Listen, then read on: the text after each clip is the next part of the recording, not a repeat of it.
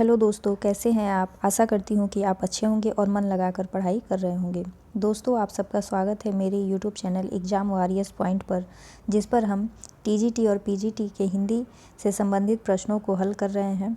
और इससे पहले के वीडियो में हमने आदिकालीन हिंदी साहित्य के कुल 50 प्रश्नों को हल किया था। तो उसके आगे के प्रश्नों को हम इस वीडियो में हल करेंगे और देखेंगे कि किस तरह के प्रश्न परीक्षा में बन सकते हैं। तो चलिए दोस्तों, हम सेशन की शुरुआत करते हैं। और अगर आप इस चैनल पर नए हैं तो चैनल को सब्सक्राइब भी ज़रूर कर लें, ताकि ऐसे ही प्रश्नों की श्रृंखला आपको आगे भी मिलती रहे। तो चलिए दोस्तों, हम सेशन की शुरुआत करते हैं। प्रश्न नंबर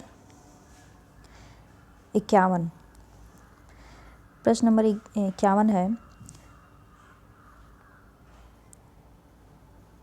अक्षर द्व्युकोपदेश मतलब इसमें हमें बताना है कि इसमें से कौन है जिसने अक्षर द्व्युकोपदेश लिखा था। तो हमारा पहला विकल्प है कल्लोल, ख गोरखनाथ, ग डोम्भिपा या घ राजशेखर। तो हमारा इसमें सही विकल्प है ऑप्शन नंबर ग डोम्भिपा। अगला है प्रश्न खालिक बारी किसकी रचना है। क विद्यापति, ख खुसरो, ग अब्दुल रहमान या घ भीम कवि। तो हमारा इसमें सही विकल्प है ऑप्शन नंबर ख खुसरो। अगला प्रश्न है ढोला मारूरा दोहा, ये किसकी रचना है, हमें बताना है इसमें। तो क है कल्लोल, ख पृथ्वीराज, ग श्रीधर या घ शारंगधर। तो इसमें सही विकल्प है ऑप्शन नंबर क कल्लोल कवि ने ही ढोला मारूरा दोहा की रचना की थी। अगला है प्रश्न नंबर 54, दो सखुने किसकी रचना है। क भीम कवि, ख शारंगधर, ग अमीर खुसरो या घ नरपति नाल। तो हम सब जानते हैं कि ये दो सुखने जैसी रचना अमीर खुसरो की है।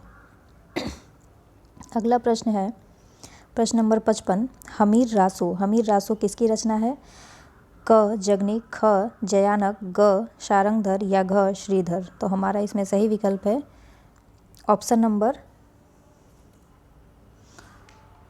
हमीर रासो शारंगधर की रचना है, ऑप्शन नंबर ग। सारंगधर पद्धति क चंदबरदाई, ख श्रीधर, ग भट्ट केदार या घ शारंगधर। तो इसमें हमें बताना है कि यह किसकी रचना है, सारंगधर पद्धति। तो सारंगधर पद्धति जो है ये सारंगधर की ही रचना है। फिर है प्रश्न नंबर 57, आदिकालीन जैन साहित्य किस भाषा में रचा गया है। तो इसमें है क अपभ्रंश, ख प्राकृत, ग राजस्थानी या घ डिंगल। तो हमारा इसमें सही विकल्प है ऑप्शन क, ये अपभ्रंश में रचा हुआ है। जो आदिकालीन जैन साहित्य है वो अपभ्रंश में लिखा हुआ है। अगला प्रश्न है प्रश्न नंबर 58, जैन साहित्य की सर्वाधिक लोकप्रिय काव्य शैली है। जैन साहित्य की सर्वाधिक लोकप्रिय काव्य शैली कौन सी है। क फागु, ख चरित काव्य, ग चंपू या घ रास काव्य। तो हमारा इसमें सही विकल्प है ऑप्शन घ रास काव्य। अगला है प्रश्न नंबर 59, जैन साहित्यांतर्गत रास काव्य शैली से तात्पर्य है। क कृष्ण की लोक लीलाएं, ख जैन तीर्थंकरों की जीवन चरित्र एवं वैष्णव अवतारों की कथाएं जैन आदर्शों के आवरण में, ग एक प्रकार का रूपक काव्य, घ क्रीड़ा और नृत्य से संबंधित काव्य। तो हमारा इसमें सही विकल्प है ऑप्शन ख, जैन साहित्य अंतर्गत रास काव्य शैली से तात्पर्य है जैन तीर्थंकरों के जीवन चरित्र एवं वैष्णव अवतारों की कथाएं जैन अवतारों के आवरण में। अगला है प्रश्न 60, भविष्यत कहाँ के रचनाकार हैं। क धनपाल, ख पुष्पदंत, ग अब्दहमाड या घ देवसेन। तो हमारा इसमें सही विकल्प है ऑप्शन नंबर क धनपाल की रचना है भविष्यत कहाँ। अगला प्रश्न है संदेश रासक की रचना विधा है। क महाकाव्य, ख आख्यान गीति, ग खंड काव्य या घ वीर गीत। तो हमारा इसमें सही विकल्प है ऑप्शन ग खंड काव्य। जो संदेश रासक है वो है खंड काव्य। अगला प्रश्न है कृष्ण की लीला की परंपरा जो भक्ति काल में प्रसिद्ध हुई की शुरुआत किस ग्रंथ से हुई थी? क उपदेश रसायन रास या ख विशलदेव रास, ग परमाल रासो या पदावली। तो हमारा इसमें सही विकल्प है ऑप्शन क उपदेश रसायन रास। 63 नंबर प्रश्न है सिद्धों की भाषा को संध्या भाषा नाम किसने दिया? क हजारी प्रसाद द्विवेदी, ख आचार्य रामचंद्र शुक्ल, ग मुनि दत्त तथा अद्वै ब्रज या घ ग्रियर्सन। तो हमारा इसमें सही विकल्प है ऑप्शन ग। अगला 64वां प्रश्न है प्राकृत पेंगलम का भविष्य है प्राकृत पेंगलम का विषय है। प्राकृत पेंगलम का विषय क्या है? क रस, ख छंद, ग अलंकार या घ ध्वनि। हमारा इसमें सही विकल्प है ऑप्शन नंबर ख छंद। जो प्राकृत पेंगलम है वह छंद में है। 65 नंबर है प्रश्न विद्यापति की पदावली में कौन सा रस प्रधान है? क करुण रस, ख वीर रस, ग श्रृंगार रस या घ शांत रस। तो हम जानते हैं कि इसमें सही विकल्प जो है वो है ग।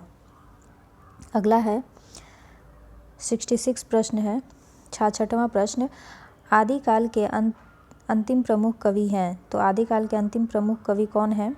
क सरहपा, ख हेमचंद्र, ग जगनिक, ख खुसरो। तो हमारा इसमें सही विकल्प है ऑप्शन नंबर घ खुसरो। 67 नंबर प्रश्न है कौन सा रासो ग्रंथ अजमेर के शासक से संबंधित है? क विजयपाल रासो, ख पृथ्वीराज रासो, ग विशलदेव रासो या घ खुमान रासो। हमारा इसमें सही विकल्प है ऑप्शन नंबर ग विशलदेव रासो। अगला है 68 नंबर प्रश्न चारण काव्य की भाषा कौन सी है? क प्राकृत, ख अपभ्रंश, ग डिंगल, घ अवहट। हमारा इसमें सही विकल्प है ऑप्शन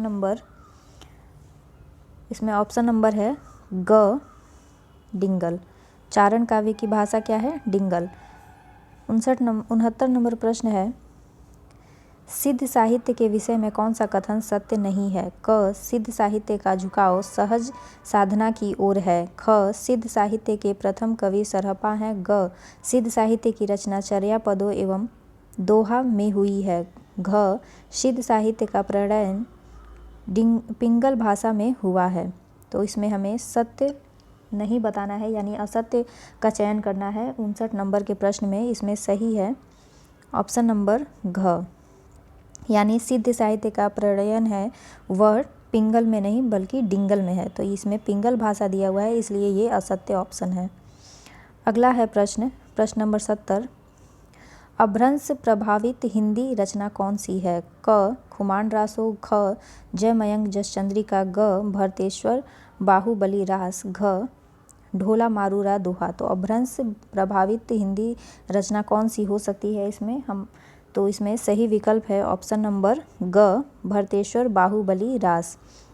अगला है 71 नंबर प्रश्न चारण साहित्य किस साहित्य का दूसरा नाम है? क सिद्ध साहित्य, ख नाथ साहित्य, ग जैन साहित्य या घ रासो साहित्य। हमारा इसमें सही विकल्प है ऑप्शन नंबर घ रासो साहित्य का ही दूसरा नाम चारण साहित्य भी है। फिर है 72 नंबर प्रश्न कौल ज्ञान निर्णय के रचनाकार कौन है? कौल ज्ञान निर्णय। तो इसमें पहला है प्रश्न इसमें विकल्प गोरखनाथ, ख मछेंद्रनाथ, ग गोपीचंद्र, घ जलंधर। हमारा इसमें सही विकल्प है ऑप्शन नंबर ख मछेंद्रनाथ। 73 नंबर प्रश्न है मछेंद्रनाथ का पूजा या उपासना का क्या नाम था? तो मछेंद्रनाथ का पूजा या उपासना का नाम क मछेंद्र था या ख पिपलीश देव या घ विष्णु शर्मा या मतेंद्र था। तो हमें इसमें बताना है कि इसमें सही विकल्प जो है वो है ऑप्शन नंबर ख। मत्स्येंद्रनाथ का पूजा या उपासना का नाम पिपलीश देव था।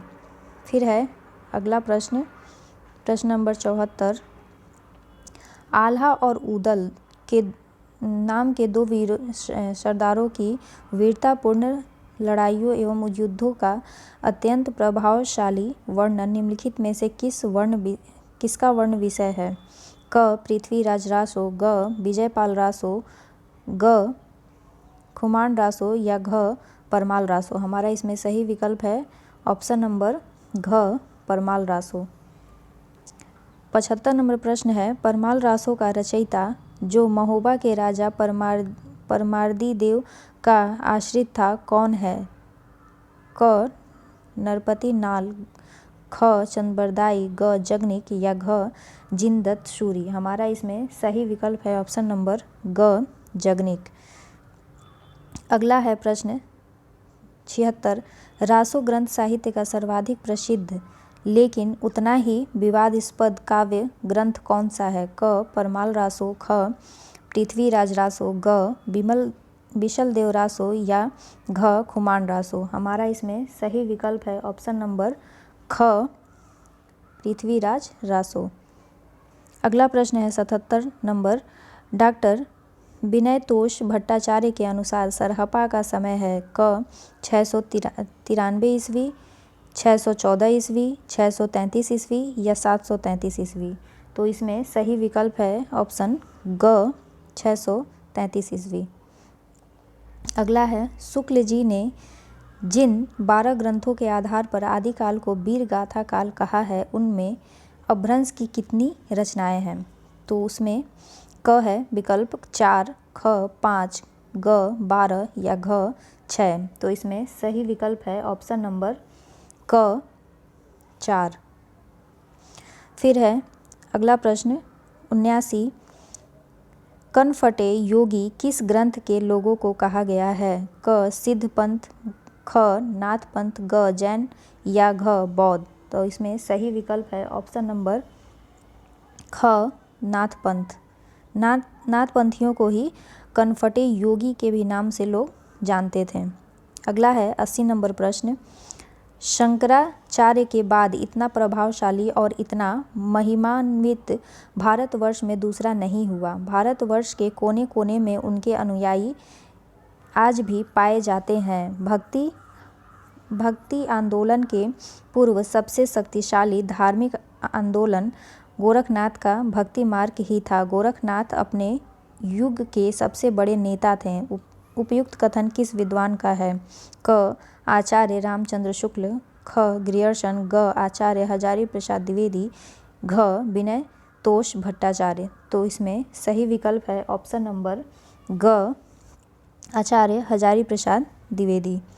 81 नंबर प्रश्न है सिद्धों के विषय में कौन सा कथन सत्य नहीं है? हमें इसमें असत्य बताना है। पहला है सिद्ध निरीश्वरवादी थे, जो सिद्ध थे वो निरीश्वरवादी थे। या ख सिद्ध नारी भोग में विश्वास रखते थे। ग सिद्धों की भाषा संध्या भाषा कहलाई। घ सिद्धों को कनफटा योगी कहा जाता था। तो हमें इसमें सही जो असत्य बताना है वो है ऑप्शन नंबर घ सिद्धों को कनफटा नहीं कहा जाता था। यही हमारा सत्य कथन है कि सिद्धों को कनफटा योगी कहा जाता था। ये गलत ऑप्शन है, बल्कि कनफटा जो है ये नाथ पंथियों को कहा जाता था, ना कि सिद्धों को। तो हमारा जो इसमें असत्य कथन होगा ये ऑप्शन नंबर घ है। 82 नंबर नौ नाथों में कौन शामिल नहीं है? तो इसमें विकल्प क है गोरखनाथ, ख आदिनाथ, क ग कन्हपा या घ चौरंगीनाथ। तो हम इसमें सही विकल्प बताएंगे कि ऑप्शन नंबर ग जो है ये बिल्कुल सही है। कन्हपा जो है ये सिद्ध थे, ना कि नाथ। फिर है 83 नंबर प्रश्न। आदिकाल में मनोरंजन परक रचना करने वाले कवि हैं। तो आदिकाल में मनोरंजन परक रचना किसने की? क ज्योतिश्वर ने, ख विद्यापति ने, ग चंद कवि ने या घ खुसरो ने। तो हमारा इसमें सही विकल्प है ऑप्शन नंबर घ खुसरो। 84 नारियों के प्रति निंदा और उपेक्षा भाव किस साहित्य में मिलता है? क नाथ साहित्य, ख सिद्ध साहित्य, ग जैन साहित्य या घ रासो साहित्य। तो हमारा इसमें सही विकल्प है ऑप्शन नंबर क नाथ साहित्य। फिर है 85 प्रश्न, स्वयंभू की किस कृति का नाम उस कृति का नाम बताइए जिसमें राम कथा वर्णित है। तो स्वयंभू की उस कृति का क्या नाम है जिसमें राम कथा का वर्णन है? क पौम चरियु, ख ऋठडेमी चरियु, ग स्वयंभू छंद या घ इनमें से कोई नहीं। तो हमारा इसमें सही विकल्प है ऑप्शन नंबर क पौम चरेयु। पौम चरेयु में ही राम कथा का वर्णन किया है स्वयंभू ने। फिर है 86 नंबर प्रश्न, आदिकालीन किस कृति में छंदों का सर्वाधिक प्रयोग हुआ है? तो इसमें क है विशलदेव रासो, ख पृथ्वीराज रासो, ग परमाल रासो या घ रामचंद्रिका। तो हमारा इसमें सही विकल्प है ऑप्शन नंबर ख पृथ्वीराज रासो। इसमें सबसे अधिक छंदों का प्रयोग किया गया है। 87 नंबर प्रश्न है, विशल देव रासो की बिरहणी नायिका हैं? क नागमती, ख विद्यापति, ग संयोगिता, घ राजमती। तो हमारा इसमें सही विकल्प है ऑप्शन नंबर घ राजमती। 88 नंबर है प्रश्न, चर्यापद हैं? क बौद्धों का एक ग्रंथ, ख बौद्धों द्वारा तांत्रिक चर्या के समय गाए जाने वाले पद, ग सिद्धों की आचार संहिता या घ नाथों की आचार संहिता। तो चर्यापद क्या है? ऑप्शन नंबर इसमें ख जो है ये बिल्कुल सही है कि बौद्धों द्वारा तांत्रिक चर्या के समय गाए जाने वाले पद। तो चर्यापद क्या है? बौद्धों के तांत्रिक चर्या के समय गाए जाने वाले पदों को ही चर्यापद कहा जाता है। फिर है 79 नंबर प्रश्न, 89 नंबर प्रश्न है, निम्नलिखित को सुमेलित कीजिए। हमें इसको सुमेलित करना है और बताना है कि क्रम से कौन सा सही है। देवसेन ने कौन सी रचना लिखी थी? श्रावकाचार्य। सरहपा का दोहा कोश। तो पहला इसमें श्रावकाचार्य किस में है? ऑप्शन नंबर ख में। तो इसी से पता चल जा रहा है कि पहला है श्रावकाचार्य, दूसरा सरहपा ने दोहा कोश लिखा था, शालिभद्रसूरी ने भारतेश्वर बाहुबली की रचना की थी और जोइंदू ने योग सार की रचना की। तो इस प्रकार से हमारा विकल्प ख जो है ये बिल्कुल सही है। अगला है 90 नंबर प्रश्न, नय कुमार चरित। इसमें भी हमें सुमेलित करना है। नय कुमार चरित किसकी रचना है ये बताना है। तो हमारा इसमें सही विकल्प होगा 90 नंबर का नय कुमार चरित जो है ये पुष्पदंत की रचना है, नय कुमार चरित। फिर है अगला जयमयंक जसचंद्रिका। तो ये है जयमयंक जसचंद्रिका, ये मधुकर की रचना है।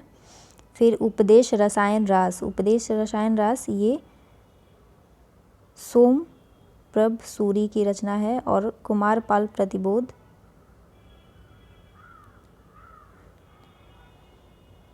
हमारा इसमें सही विकल्प जो है वो है ऑप्शन नंबर ग पुष्पदंत। ये पहले हैं नय कुमार चरित जो है ये पुष्पदंत की रचना है। फिर है जयमयंक जसचंद्रिका, ये मधुकर की रचना है। उपदेश रसायन ये है जिनदत्त सूरी की और परमाल रासो ये है सोमप्रभ सूरी की। तो इस प्रकार से हमारा विकल्प ग बिल्कुल सही है। फिर है 91 नंबर प्रश्न, आदिकाल को वीरगाथा नाम किसने दिया? आदिकाल को वीरगाथा नाम किसने दिया था? क हजारी प्रसाद द्विवेदी, ख जॉर्ज ग्रियर्सन, ग नलिन विलोचन शर्मा या घ आचार्य रामचंद्र शुक्ल। तो हमारा इसमें सही विकल्प है ऑप्शन नंबर घ आचार्य रामचंद्र शुक्ल ने ही आदिकाल को वीरगाथा नाम दिया था। फिर है 92 नंबर प्रश्न है, 11वीं सदी में राम सिंह की दोहा काव्य परंपरा में आने वाली कृति का नाम है? 92 नंबर में है 11वीं सदी में राम सिंह की दोहा काव्य परंपरा में आने वाली कृति का नाम है? क परमात्म प्रकाश, ख नेमिनाथ रास, ग बसंत विलास या घ पाहुड़ दोहा। तो हमारा इसमें सही विकल्प है ऑप्शन नंबर घ पाहुड़ दोहा जो है ये राम सिंह की रचना है। अगला प्रश्न है, शालिभद्र सूरी को हिंदी का प्रथम कवि किसने माना है? क गणपति चंद्र गुप्त ने, ख डॉक्टर नगेंद्र ने, ग आचार्य रामचंद्र शुक्ल ने या घ हजारी प्रसाद द्विवेदी ने। तो हमारा इसमें सही विकल्प है ऑप्शन नंबर क गणपति चंद्र गुप्त। अगला है प्रश्न 94, संगत अनुक्रम को बताइए। तो हमें इसमें सही का जो सही मिलान है उसको बताना है कि कौन सा सही है। तो पहला है विकल्प स्वयंभू महापुराण, ख हेमचंद्र श्रावकाचार्य, ग मधुकर कवि जय मयंक जसचंद्रिका, घ लक्ष्मीधर उक्ति व्यक्ति प्रकरण। तो हमें इसमें संगत जो है सही जो जोड़ा है उसे बताना है। 94 नंबर का हमारा विकल्प ग जो है ये बिल्कुल सही है, मधुकर कवि की रचना है जय मयंक जसचंद्रिका। अगला प्रश्न है प्रश्न नंबर 95, इसमें भी संगत को ही बताना है। खुमान रासो दलपति विजय, विजयपाल रासो जयानक, पृथ्वीराज रासो जगनिक या परमाल रासो चंदबरदाई। तो हमारा इसमें सही विकल्प है ऑप्शन नंबर क खुमाल रासो दलपति विजय। अगला है 96 नंबर प्रश्न, संगत अनुक्रम को बताइए। इसमें भी संगत को ही बताना है। चर्यापद सरहपा जय चंद्र प्रकाश भट्ट केदार, रणमल छंद जगनिक या रेवंत गिरी रास हाल। तो हमें इसमें सही विकल्प है ऑप्शन नंबर ख जय चंद्र प्रकाश, ये भट्ट केदार की रचना है। अगला है आदिकाल को संक्रमण काल की संज्ञा किसने दी थी? अब हमें ये बताना है कि आदिकाल को ही संक्रमण काल की नाम से किसने संबोधित किया था। क है राम खिलावन पांडे, ख मोहन अवस्थी, ग गणपति चंद्रगुप्त, घ डॉक्टर रसाल। तो हमारा इसमें सही विकल्प है ऑप्शन नंबर विकल्प क राम खिलावन पांडे, इन्होंने ही आदिकाल को संक्रमण काल की संज्ञा दी थी। 98 नंबर प्रश्न है, श्रावकाचार्य के रचयिता हैं। श्रावकाचार्य किसकी रचना है? जोइंदू या ख राम सिंह या ग देवसेन या घ शालिभद्र सूरी। तो हमारा इसमें सही विकल्प है ऑप्शन नंबर ग देवसेन। देवसेन ने ही श्रावकाचार्य की रचना की थी। 99 नंबर प्रश्न है, राउर बेल कृति है, किसकी कृति है? क खंड काव्य, ख गद्य, ग काव्य या घ चंपू काव्य। तो हमारा इसमें सही विकल्प है ऑप्शन नंबर घ चंपू काव्य। अगला है सुमेलित कीजिए। इसमें भी हमें सुमेलित करके बताना है। प्रश्न नंबर 100 कि जगनिक ने किसकी रचना की थी? तो पहले का होगा परमाल रासो, विद्यापति ने पदावली, अमीर खुसरो दो सुखने, स्वयंभू पौम चरेयू। तो इस प्रकार से हमारा इसमें सही विकल्प जो है वो है क परमाल रासो, पदावली, दो सुखने और पौम चरेयू। ये हमारा क जो विकल्प है वो बिल्कुल सही है। तो इस प्रकार से दोस्तों हमने कुल 100 प्रश्नों को इस वीडियो में हल किया है और मुझे उम्मीद है कि आपको ये प्रश्नों की श्रृंखला अच्छी लगी होगी। और इस तरह से अब तक हमने कुल 6-7 वीडियो को अब तक देख लिया है जो हिंदी साहित्य से संबंधित है। आशा है कि आप लोग इसको पढ़ रहे होंगे और समझ भी रहे होंगे और इस तरह के ही प्रश्न परीक्षा में आ सकते हैं। तो चलिए दोस्तों, तब तक आप सब इस वीडियो को देखते रहिए और शेयर भी ज़रूर कीजिए, लाइक ज़रूर कीजिए ताकि मुझे मोटिवेशन और ज़्यादा मिल सके ऐसे ही वीडियो को बनाने के लिए। तब तक के लिए आप सबका धन्यवाद। और TGT के भी सिलेबस को आप लोग ज़रूर देख लीजिएगा। मैंने वो भी वीडियो अपने चैनल पर अपलोड किया है और उसका लिंक भी मैं इस वीडियो के डिस्क्रिप्शन में दे दूँगी। तब तक के लिए आप सबका धन्यवाद। ऐसे ही आप सब मुझसे जुड़े रहें। Thank you.